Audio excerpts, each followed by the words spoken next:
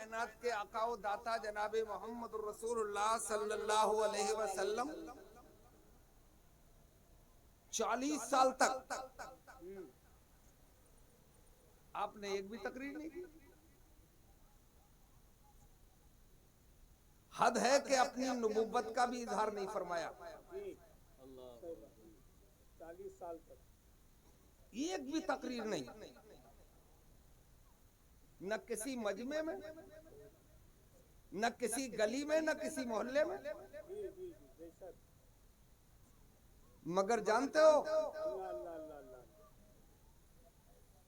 उस 40 साल के अरसे में किसी से अगर ये सवाल कर दिया जाता कि मोहम्मद के बारे में बताओ, सब एक जबान होके बोलते कि मोहम्मद की तो कोई मिसाल ही नहीं है,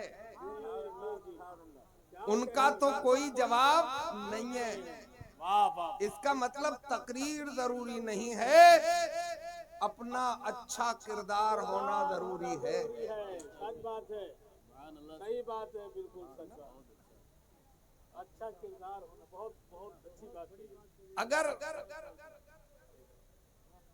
आप मुकर्रिर बहुत टॉप के हो और आपका किरदार अच्छा नहीं है तो आपकी तकरीर का असर अवाम पर नहीं होगा। नहीं। और हम तो ऐसे मजहब के मानने वाले हैं जो आफाकी मजहब है, मुकम्मल निजाम हयात मजहब इस्लाम है। दुनिया का एक भी सब्जेक्ट ऐसा नहीं है जो इस्लाम में ना हो या अल्लाह के कलाम कुरान में ना हो। आप जानते हो आपकी शुरुआत कैसे हुई? अपने सरकार ने पहला मदरसा, इस्लाम का पहला मदरसा एक पहाड़ की चोटी थी, उस पहाड़ का नाम है फारान। फारान की चोटी पर खड़े होकर सरकार ने मुख्तसर तकरीर फरमाई अपने ही कबीले वालों में, अपने ही खानदान के लोगों में। इरशाद फरमाया, अल्लाह ने हमें इंसान बनाया और अक्ले सलीम अता फरमाई, हमें कुव्वते मुद्रिका अता फरमाई, सोचने की ताकत अता फरमाई। जरा सोचो, तुम जो अपने हाथ से अपने माबूद तराश रहे हो और जब चाहते हो इन्हें बिगाड़ देते हो। जो बन जाए वो खुदा कैसे हो सकता है? जो बन जाए वो खुदा कैसे हो सकता है? खुदा तो वो है जो हमेशा से है और हमेशा क्या कहने हजरत, बहुत अच्छा, बहुत अच्छा। ऐसा है, इन्हें रिजेक्ट करो और मैं तुम्हें सही रास्ता दिखाता हूं। सब मिलके पढ़ो ला इलाहा इल्लल्लाह। लोग चीख पड़े, सबने हाथ खड़े कर दिए। मोहम्मद, ये तो हम मानते हैं कि तुम सादिक हो, तुम अमीन हो,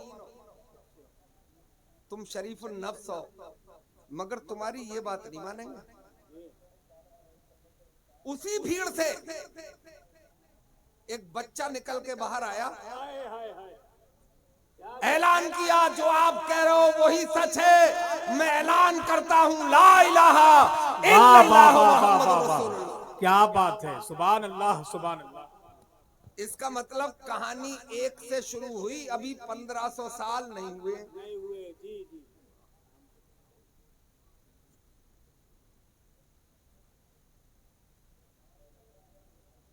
571 ईस्वी में सरकार इस दुनिया में तशरीफ लाए, 40 साल निकाल दो। 571 से 1453 साल होते, 40 साल निकालो, 1413 साल पहले इस्लाम की तबलीग, पहली तबलीग, साथ देने वाला एक। उसी दिन से ऐलान हुआ इन्हें घेर लो, मिटा दो, मार दो। मिटा सके? नहीं। जो दिन आता था कोई न कोई कलमा पढ़ने वाला मुस्तफा जाने रहमत का गुलाम हो। सुभान अल्लाह, सुभान अल्लाह, सुभान अल्लाह। इसका मतलब इस्लाम की शुरुआत अच्छे हालात में नहीं हुई। आज जो रोना है ना कि हालात अच्छे नहीं है, हम क्या करें? हुकूमत उनकी है, फोर्स उनकी है, तादाद उनकी ज्यादा है, यही तो रोना है?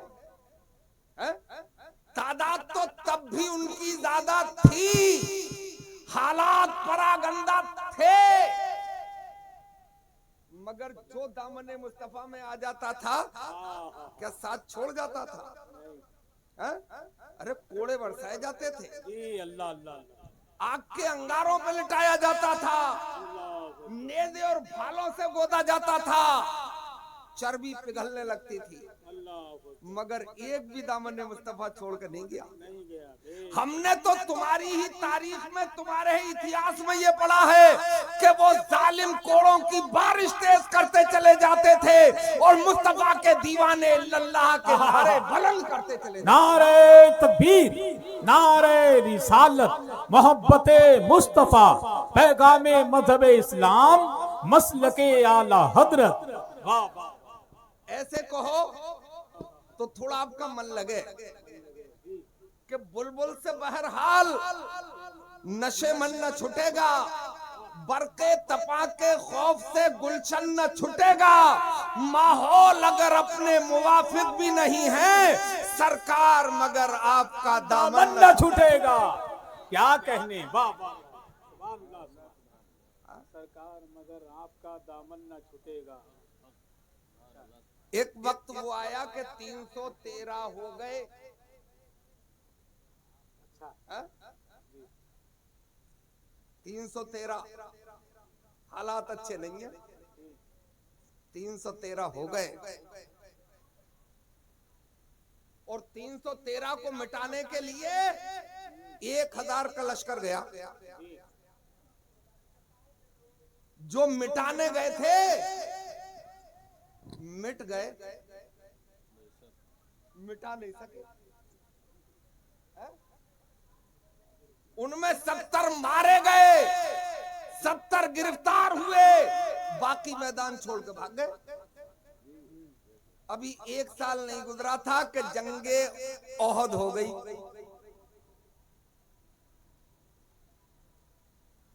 वहां 313 थे, 1 साल के अंदर 750 हो गए। अभी 1 साल और नहीं गुजरा था कि जंगे खंदक हो गई। वहां 750 थे, 1200 हो गए। मुझे मुख्तसर गुफ्तगू करना है, नतीजा ये बताऊं मैं आपको। अभी 10 साल का अरसा नहीं गुजरा था कि हज्जतुल वदा के मौके पर एक से बढ़ के 1,40,000 कलमा पढ़ने वाले दीवाने सरकार के इर्द गिर्द घूम रहे थे। ये है मजहब इस्लाम। बेशक बेशक, सुभान अल्लाह, सुभान, बहुत अच्छा। और याद रखना,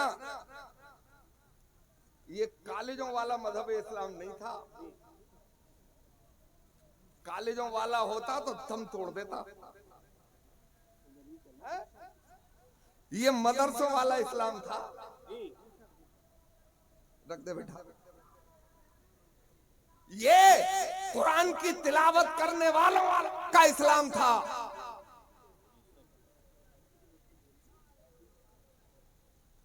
और पहले दिन से लोग मिटाने की कोशिश करते रहे, मगर आज आलम ये है 1500 साल पूरे नहीं हुए हैं, दुनिया का हर चौथा आदमी कलमा पढ़ता है। बेशक बेशक बेशक, सुभान अल्लाह, सुभान सुभान अल्लाह। इसका मतलब मिटा नहीं पाएंगे, नहीं मिटा पाएंगे। हैं? आंधियों तूफान तो आएंगे, इम्तिहान तो लिए जाएंगे, मगर इंशाअल्लाह गेंद अपने पाले ही में गिरेगी, इसलिए कि हक को हमेशा के लिए मिटाया जा ही नहीं सकता। हक तो वो है, कुरान में रब्बे कदीर इरशाद फरमाता है, वकुल जाल हक व ज़हकल बातिल इन्नल बातिला काना ज़हूका। जब हक आया तो मैदान छोड़ के बातिल को भाग नहीं पाया। बेशक बेशक, हक है हजरत, हक है जिंदाबाद। जब हक आया जी, इसका मतलब ये हुआ जी कि रास्ते बनाने की जरूरत नहीं है। जी, लोग कहते हैं ना ये तंजीम बना लो, हाँ, ऐसे प्रोग्राम चला लो,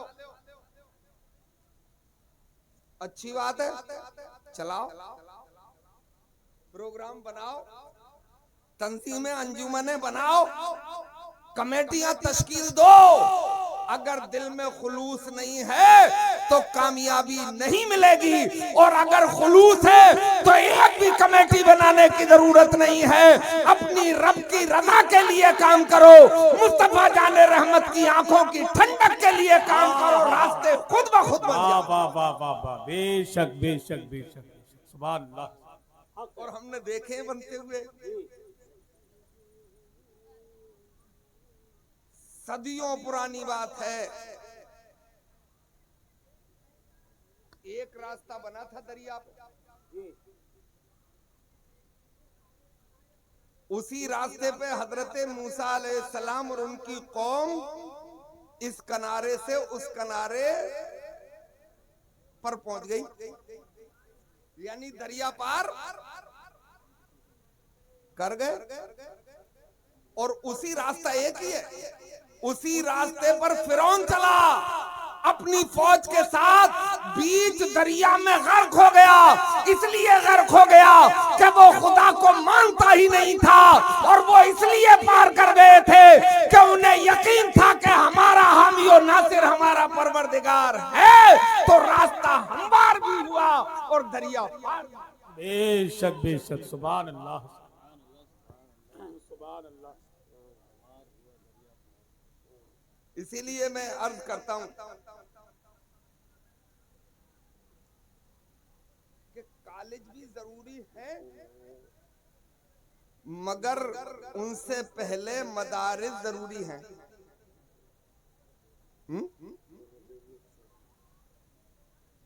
एक प्रोफेसर साहब बरेली के, नाम तो नहीं बताएंगे आप, हालांकि याद है हमें नाम। उन्होंने एक दिन हमसे कहा कि मौलाना मदरसे बंद कराओ।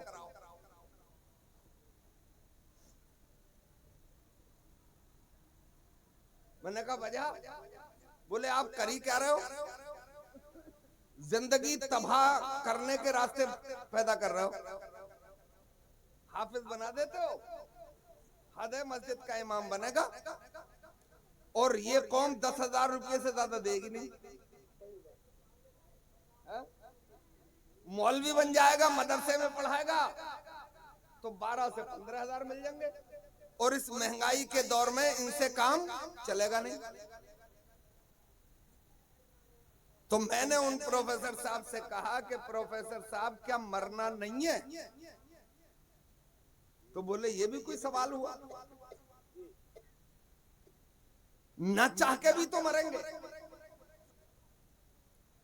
तो मैंने कहा सुबह को किसी मशहूर अखबार में आपका इश्तिहार निकलवा दूं कि फला प्रोफेसर साहब का जब देहांत हो तो न इन्हें नहलाया जाए, न इन्हें कफनाया जाए, न इन्हें दफनाया जाए, बल्कि इन्हें 20 क्विंटल सूखी लकड़ियों के बीच में डाल के सुहा कर दिया जाए। अब पूरे गुस्से में आ गए वो, अब निकाली आंखें, अब आए जलाल में और बोले मौलाना बहुत रोटी लग गई है तुम्हें।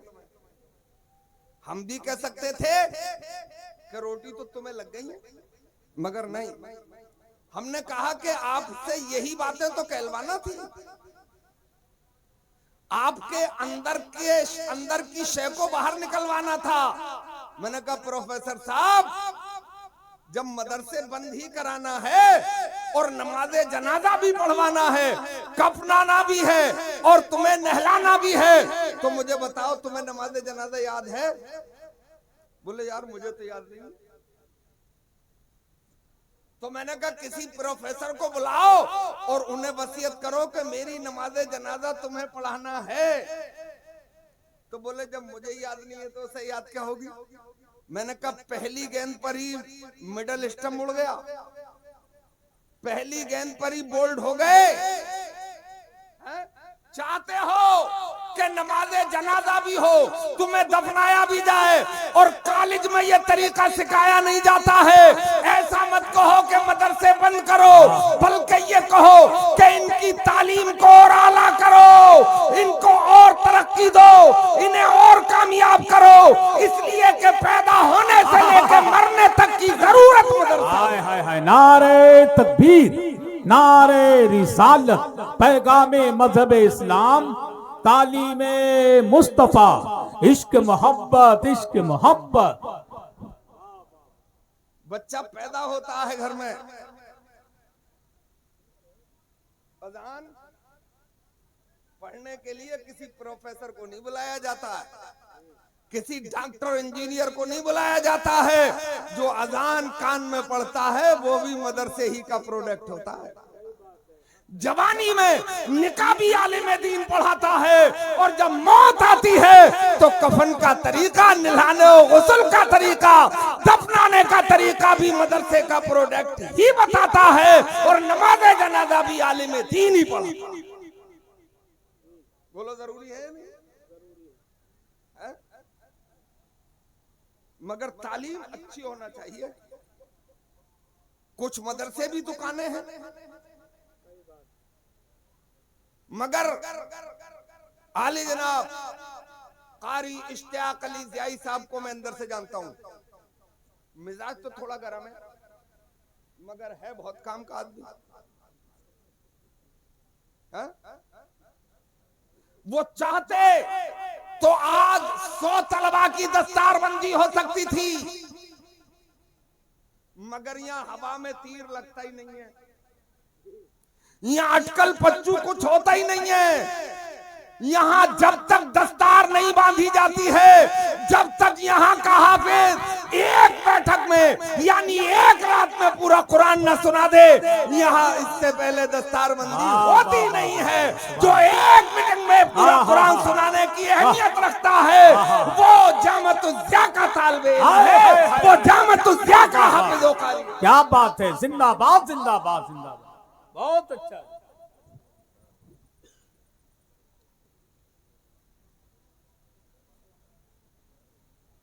तो काम असल में मदरसों से ही होता है। एक खास बात बताऊं आपको, आप बहुत लोग ऐसे होंगे कि जो कॉलेज के प्रोडक्ट होंगे, कोई बीएससी करके बैठा होगा, कोई एमएससी करके बैठा होगा, किसी ने इंजीनियरिंग की होगी, कोई डॉक्टर भी होगा। हालांकि ये पढ़े लिखे लोग अब अपने जलसों में आ नहीं रहे हैं। वजह यह है कि जलसों का निजाम भी थोड़ा बदला है। भाई एक डॉक्टर जिसको सुबह अपनी डिस्पेंसरी पे जाना है, एक इंजीनियर जिसे अपने ऑफिस में सुबह को बैठना है, वो पूरी रात भी जलसे में क्यों बैठेगा? है? और मैं तो आवाम को भी सुबह को मजदूरी पे जाना है, अपनी दुकान खोलना है, अपने कारोबार को देखना है, वो पूरी रात जलसे में नहीं बैठेगा। मैं चाहता ये हूं कि अपने दीनी जलसे भी हों, मगर उनका आखिर 12 बजे हो जाना चाहिए। इसी में आफियत भी है। 12 बजे सो जाएगा तो ये उम्मीद है कि सुबह को फजर में उठ जाएगा। तो मैं एक खास बात कह के अपनी बात खत्म कर रहा हूं। बात समझ में आ रही है? मैं तो उर्दू की सुर्दू करके बोलना जानता हूँ, हिंदी की चुंदी भी कर लेता हूँ। आप चाहोगे तो इंग्लिश की इंग्लिश भी की जा सकती है। देखो, कॉलेजों और यूनिवर्सिटियों की तारीख बहुत पुरानी नहीं है। 400 साल पहले इस दुनिया में एक भी यूनिवर्सिटी नहीं थी। जब यूनिवर्सिटी नहीं थी तो भाई इंजीनियर भी नहीं होगा, डिग्री वाला इंजीनियर, कोई आर्किटेक्ट भी नहीं होगा।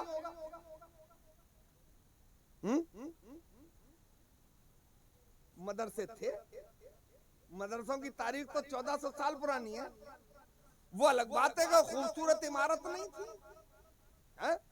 मदीने में एक चबूतरा था, उसी वो चबूतरा अब भी है सरकार के रोजे के करीब। जाइएगा, देखिएगा, मन बहुत लगता है। इस्लाम का शानदार मदरसा।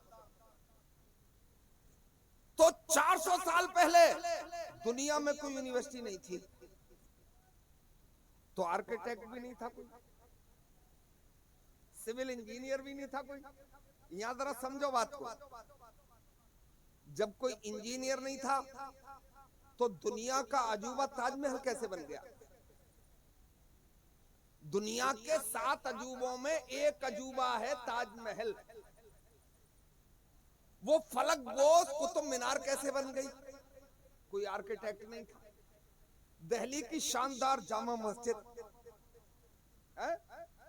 वो आगरे का किला, वो दिल्ली का लाल किला, जिसे लाल किला कहते हैं उसका नाम तो अंग्रेजों ने रखा, रेड फोर्ट। इस किले का नाम था किला-ए मोहल्ला। तो यहां से मैं ये बात कहना चाह रहा हूं, जब कोई इंजीनियर और डॉक्टर नहीं था तो पूरी दुनिया को मानना पड़ेगा कि दुनिया का अजूबा ताजमहल भी कुरान पढ़ने वालों ने बनाया। सब मिलके बताओ, वो दिल्ली की जामा मस्जिद भी कुरान पढ़ने वालों ने बनाई है। दिल्ली का लाल किला भी कुरान पढ़ने वालों ने ही बनाया है। वो फलक बोस कुतुब मीनार भी कुरान पढ़ने वालों ने बनाई है। इसका मतलब दुनिया का सबसे बड़ा आर्किटेक्ट अगर कोई होता है तो वो कुरान पढ़ने वाला ही होता है।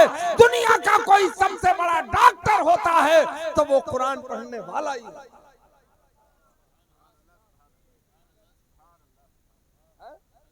मगर हजरात, यहाँ एक खास बात और है। कुरान की तिलावत सलीके से, जो उसका हक है। अभी कारी साहब ने तिलावत की, गुस्से में थे तो आवाज में घनघरज नहीं थी, कुछ आवाज गुस्सा पी गया। ये कानपुर से तशरीफ लाए सिर्फ कुरान की तिलावत के लिए, मोबाइल चला रहे हैं, ले रख दिया है ना। एक कुरान पढ़ना और एक कुरान समझना, दो बातें हैं। सवाब कुरान पढ़ने में भी मिलता है, यानी नेकियां पॉइंट होती रहती हैं। हदीस शरीफ में है कि कुरान का एक हरफे तहज्जी पढ़ो 10 नेकियां मिलती हैं। हरफे तहज्जी आबातासा, ये हरफे तहज्जी कहलाते हैं, हिज्जा जिनसे हिज्जे किए जाते है ना। तो एक हर्फ पढ़ने में कितनी 10 नेकियां। आपने पढ़ा अलिफ लाम मीम, 90 नेकियां आपके आमाल नामे में दर्ज हो गई, है ना। मगर हजरात, कुरान सिर्फ पढ़ने ही के लिए नहीं है, सिर्फ नेकी ही बटोरने के लिए नहीं है। पढ़ा, जुज़दान में लपेटा और आपने ऊंचे मचान पे रख दिया, है ना। सिर्फ इसलिए कुछ लोगों ने समझा के कुरान पढ़ो और तावीज बनाना शुरू करो और अपनी कोठियां बनाओ। तो कुरान न सिर्फ तिलावत के लिए है और न सिर्फ ताबीजों के लिए और दुआ फूक के लिए। भाई बाद में दे दूंगा जी, थोड़ी मेहरबानी होगी आप, मैं थोड़ा सा मौका दे दूं। अच्छा, ये मौलवियों की टोली भी आसानी से नहीं मानती है। असल में आप लोगों के बिगड़ने की वजह भी हम ही है। इनसे कितना ही कह लो, आसानी से नहीं मानेंगे और डांट कर कह दो तो लड़ेंगे। बड़ी तबाही है ये। तो मैं समझा रहा हूं बात को, जरा मन लगाओ थोड़ा सा। एक कुरान की तिलावत मकसद नेकियां बटोरना, नेकियां हासिल करना।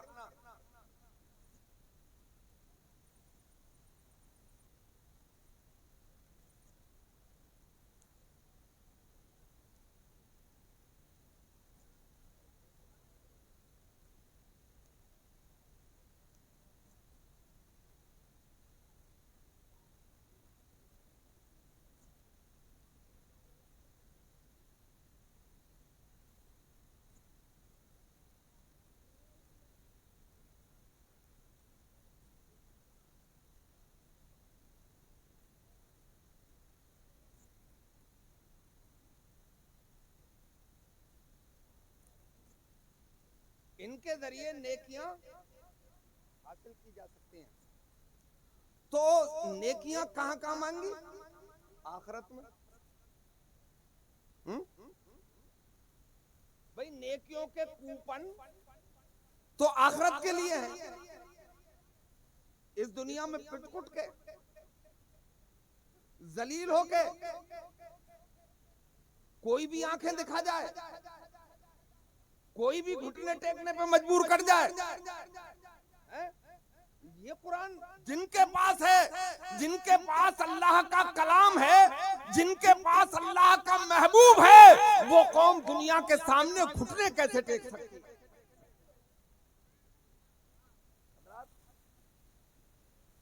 जिनके पास अल्लाह का कलाम डायरेक्ट और अल्लाह का महबूब, और वो कौम दुनिया के सामने घुटने टेक दे, ये बात समझ में आती है? बोलो नहीं आती है ना? नहीं टेके ना घुटने, कम थे मगर कामयाबी के झंडे लहरा रहे है ना। तो मैं बस इशारतन आपको ये बात कह दूं, कुरान इसलिए पढ़ा जाएगा ताकि नेकियां बटोरी जाएं, और कुरान समझा इसलिए जाएगा ताकि अमेरिका के व्हाइट हाउस पे परचम इस्लाम लहराया जाए। कुरान समझोगे तो दुनिया के हुक्मरान बन जाओगे मेरे इस्लामी भाइयों, और कुरान से भागोगे तो दुनिया के कोढ़ी बन जाओगे। कुरान समझो भी। डॉक्टर इकबाल, जिन्हें अल्लामा इकबाल भी कहा जाता है, अपने वक्त का नवाज, 10 साल की उम्र में कुरान की तिलावत कर रहे थे। अब्बा का गुजर हुआ, बराबर से पूछा, इकबाल क्या कर रहे हो? बोले कुरान पढ़ रहा हूं। थोड़ी देर बाद फिर गुजरे, पूछे क्या कर रहे हो? बोले कुरान की तिलावत कर रहा हूं। तिबारा भी यही पूछा, तो अब डॉक्टर इकबाल साहब चौंके, उम्र कम थी। कहा अब्बा एक सवाल बार बार मैं जवाब दे रहा हूं, आप देख भी रहे हैं। बोले आप सवाल कायम करो, इसीलिए बार बार सवाल कर रहा था। बोले मकसद? बोले बेटा मैं तुम्हें ये बताना चाहता हूं कि कुरान को अल्लाह ने इसलिए नाजिल नहीं किया है कि सिर्फ इसकी तिलावत ही की जाए, फर पारा पढ़ लिया जाए। ये कमाल नहीं है कि एक पारा 15 मिनट में पढ़ा जाए, एक पारा 1 साल में पढ़ा जाए, मगर उसे समझ के पढ़ा जाए। जब कुरान समझ में आने लगता है तो फिर इंसान अल्लाह का वली बन जाता है। जब मुस्तफा की बातें समझ में आने लगती हैं, वहीं से विलायत की मंजिल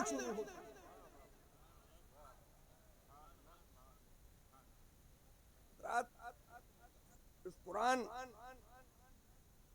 को सिखाने के लिए, कुरान को समझने के लिए